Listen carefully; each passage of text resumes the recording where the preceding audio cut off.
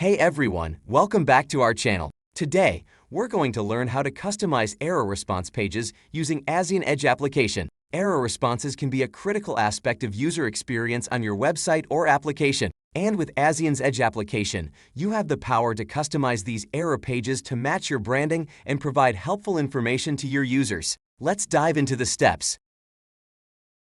To customize a status error response page, follow the steps. Log into Real-Time Manager, access the Products menu, and click on Edge Applications. Select the Edge application responsible for the domain that needs a new page. Select the Error Responses tab. Click on the plus icon. Now let's define the status code. Select the status code for which you want to customize the error response to your visitor. Error catching.